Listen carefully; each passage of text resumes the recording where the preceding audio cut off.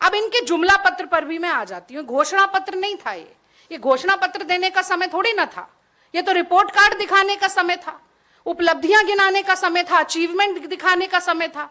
पर जानते थे कि अगर रिपोर्ट कार्ड लेके आएंगे तो मिलेगा नील बटा सन्नाटा, 0 0 बड़ा सा 0। तो मैं घोषणा पत्र नहीं कहती, मैं तो जुमला पत्र कहती हूं, क्योंकि जुमले ही जुमले। तो पहली बड़ी बात जो जुमला पत्र में बोली इन्होंने, 1 करोड़ नौकरी।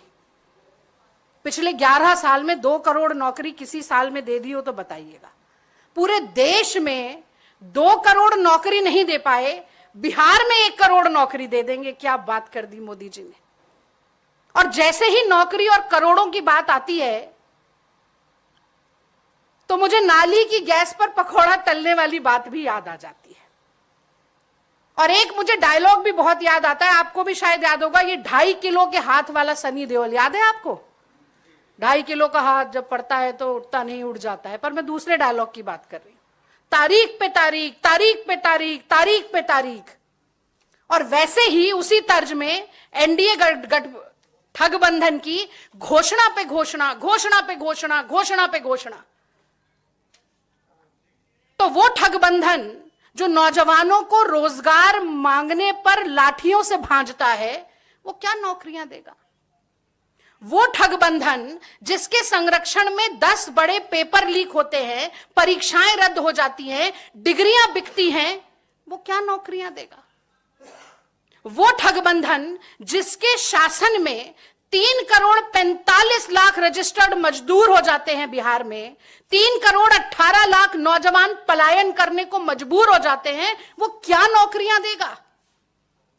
ऐसा ठगबंधन जिसकी नाक के नीचे स्कूलों की एनरोलमेंट रेट लगातार गिरती जाती है, देश में सबसे कम हो जाती है, उच्च शिक्षा का ग्रॉस एनरोलमेंट रेशियो 17% पर आ जाता है, यानी कि 18 से 23 साल के करीब 1 करोड़ नौजवान बिहार में उच्च शिक्षा से वंचित हैं। ये क्या पढ़ाएंगे और ये क्या रोजगार देंगे, ये क्या नौकरी देंगे? मुझे लगता है आज ये सबसे बड़ा पर्दाफाश है इनके झूठ का। कहते हैं कि हम आधुनिक शिक्षा देंगे। 17,000 सरकारी स्कूल ऐसे हैं जहां बिजली नहीं है, 86% स्कूल ऐसे हैं जहां कंप्यूटर नहीं है।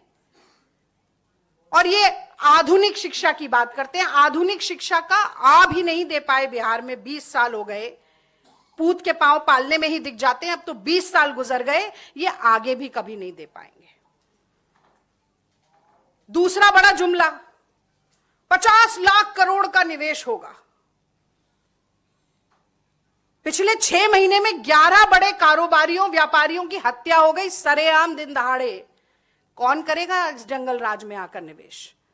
जंगल राज भी कहूंगी और रावण राज भी कहूंगी। कौन करेगा ऐसे जगह पर आकर निवेश? और अगर निवेश करवाना था तो कह देते ना अडानी जी को।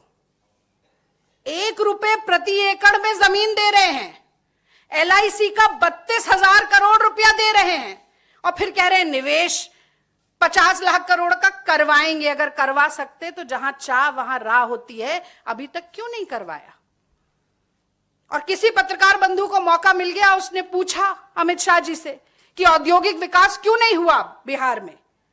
तो कहते हैं जी यहां पर जमीन ही नहीं है, कहां इंडस्ट्री लगाएंगे, कैसे औद्योगिक विकास करेंगे? तो चुनाव के बाद जमीन स्वयंभू हो जाएगी, जैसे महामानव स्वयंभू हुए थे। स्वयंभू महामानव की तरह मुझे लगता है जमीन भी स्वयंभू हो जाएगी और निवेश हो जाएगा अचानक से होकर। 70,000 करोड़ का घोटाला हो जाता है, कैग की रिपोर्ट कहती है। वही कैग की रिपोर्ट कहती है कि पिछले 5 साल में 3,59,000 करोड़ रुपया बिहार में लैप्स हो गया।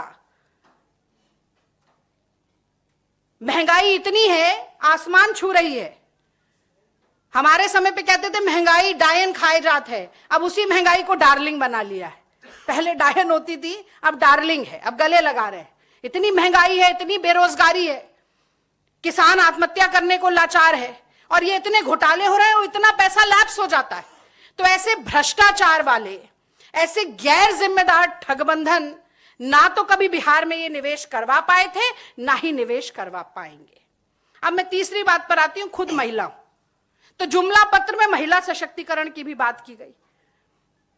तो आगे मैं इन पंक्तियों के साथ बात करना चाहती हूं कि बिहार में लड़ रही हैं लड़कियां तब पढ़ रही हैं लड़कियां, लड़ रही हैं लड़कियां तब पढ़ रही हैं लड़कियां, अपना हर वजूद खुद गढ़ रही हैं लड़कियां, और इस अंधेरी रात में जब तलक न भोर हो दीप बनकर स्वयं जल रही हैं लड़कियां। तो जो बिहार की महिलाओं की बात हो, बेटियों की बात हो, लड़कियों की बात हो, तो एनडीए सरकार का जो राज रहा है वो एक लंबी स्याह काली रात की तरह है, जिसकी भोर होना अब बहुत जरूरी हो गया है। क्या दुर्दशा है महिलाओं की, ये मुझे कहने की जरूरत नहीं है, आप तो सब यहीं रहते हैं, आप जानते हैं, रोज पढ़ते हैं। पर मैं कुछ घटनाएं जरूर यहां पर बताना चाहूंगी कि हमें भूलना नहीं चाहिए।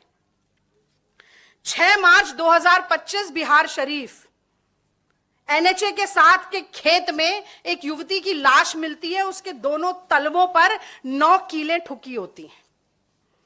1 जून 2025 मुजफ्फरनगर, सब पूरे देश ने देखा था, 11 साल की दलित बच्ची का बलात्कार होता है, 20 बार चाकू घोंपा जाता है, आती है वो इलाज के लिए पटना और पड़ी रहती है, एम्बुलेंस में मर जाती है। 19 जुलाई 2025 गयाजी में परीक्षण देने गई एक पुलिस सैन्य अभ्यर्थी बेहोश हो जाती है, एम्बुलेंस में उसे ले जाया जाता है कि इलाज के लिए ले जाएंगे, उसी एम्बुलेंस में उसका सामूहिक बलात्कार होता है।